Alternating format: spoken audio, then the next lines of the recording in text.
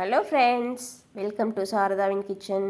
இன்றைக்கி பால்லேருந்து நம்மளுக்கு தேவையான தயிர், மோர், அப்புறம் வெண்ணெய், நெய் எப்படி சூப்பராக தயார் பண்ணுறது அப்படின்னு பார்க்க போகிறோம். அதுக்கு பால் காய வச்சு எடுத்து வச்சுருக்கேன்.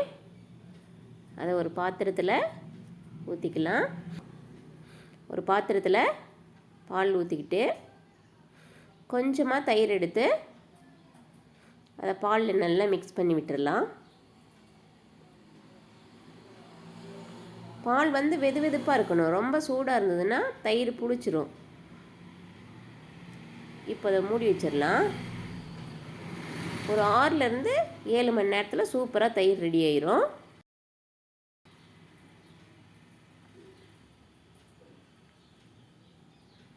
பாருங்கள், 6 மணி நேரம் ஆயிடுச்சு. ஓப்பன் பண்ணி பார்க்கலாம். தயிர் பாருங்கள் எப்படி நல்லா சூப்பராக ரெடி ஆயிடுச்சுன்னு. இப்போது அந்த ஆடையை மட்டும் நம்ம ஒரு பாத்திரத்தில் எடுத்து வச்சுக்கலாம். இந்த ஆடையை வச்சு தான் நம்ம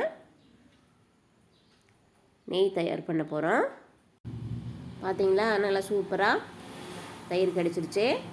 பாத்திரத்தில் எடுத்து நம்ம ஆடையை வச்சோன்னா உடனே எடுத்து ஃப்ரிட்ஜில் வச்சிடணும். அது போல் ஒரு 6 நாள், நம்ம ஒரு 5 நாள் அல்லது ஒரு 6 நாள் வச்சுட்டு இருந்தால் போதும். வெளியே எடுத்து ஒரு மிக்ஸி ஜாரில் போட்டு கொஞ்சமாக தண்ணி ஊற்றி கொஞ்சம் ஓட விட்டு எடுத்துக்கலாம். ஜில்லுன்னு வெளியே எடுத்தது உடனே நம்ம ஜில்லுன்னு போட்டு மிக்சியில் ஓட விட்டு எடுத்துக்கலாம். பார்த்திங்களா எப்படி வெண்ணெய் வந்துருச்சுன்னு. கொஞ்சமாக மறுபடியும் தண்ணி ஊற்றி பல்ஸ் மோடில் கொஞ்சம் நேரம் விட்டோன்னாக்க நல்லா வெண்ணெய் உருண்டுரும். பாருங்கள், நல்லா வெண்ணெய் உருண்டுருச்சு. சூப்பராக வெண்ணெய் ரெடி ஆயிரும். நம்ம மற்ற வச்சுட்டுலாம் வெண்ணெய் எடுக்கணுன்றதில்ல. மிக்ஸி ஜாரில் போட்டு அழகாக வெண்ணெய் எடுத்துக்கலாம். இப்போ இந்த வெண்ணெய் எடுத்து எந்த பாத்திரத்தில் நெய் காய்ச்சுவோமோ அதில் போட்டுக்கலாம். பார்த்திங்களா, இப்போ மோரும் நமக்கு கிடச்சிரும். வெண்ணெய் எடுத்துகிட்டு அந்த பால் ஆடையை நல்லா வடிச்சிட்டோம்னா சூப்பராக மோர் இருக்கும். ஏன்னா நம்ம ஆடை எடுத்த உடனே ஃப்ரிட்ஜில் வச்சுருவோம், அதனால் புளிக்காமையும் இருக்கும். வெண்ணெய் நல்லா கழுவிக்கலாம். எப்போவுமே வெண்ணெய் கழுவிட்டு தான் அப்புறம் நெய் காய்ச்சணும்.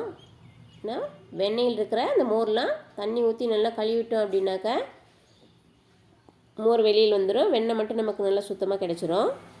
பாருங்கள், இந்த அளவுக்கு நல்லா அலசி எடுத்துடணும். வெண்ணெயை தண்ணி வடிச்சுக்கலாம். பாருங்கள், நல்லா சுத்தமான வெண்ணெய் கிடச்சிருச்சு. இப்போது நெய் எப்படி தயார் பண்ணுறதுன்னு பார்க்கலாம். ஸ்டவ் ஆன் பண்ணி வெண்ணெய் எடுத்து வச்சுருந்தோம்ல பாத்திரத்தில், அதை அப்படியே எடுத்து ஸ்டவ்வில் வச்சு நல்லா உருக விட்டுறலாம். வெண்ணெயை நெய் நல்லா உருக விட்டுறலாம். பாருங்கள், நல்லா உருகிடுச்சு. பார்த்திங்களா, இது நெய் காஞ்சிடுச்சு அப்படின்னாலே நல்லா வாசம் வர ஆரம்பிச்சிடும். அப்போயே நமக்கு நெய் காஞ்சிடுச்சுன்னு அர்த்தம். கல்லுப்பு ஒன்று போட்டுக்கலாம். லாஸ்ட்டாக முருங்கைக்கீரை போட்டு கீரை நல்லா பொரிட்டுன்னு ஸ்டவ் ஆஃப் பண்ணிக்கலாம். முருங்கைக்கீரை போட்டுட்டோம் அப்படின்னாக்கா முருங்கைக்கீரையில் அயன் அதிகமாக இருக்குது. நம்ம குழந்தைங்களுக்கு நெய் ஊற்றி சாப்பிட வைப்போம். அப்போ நெய்யும் உடம்புக்கு ரொம்ப நல்லது.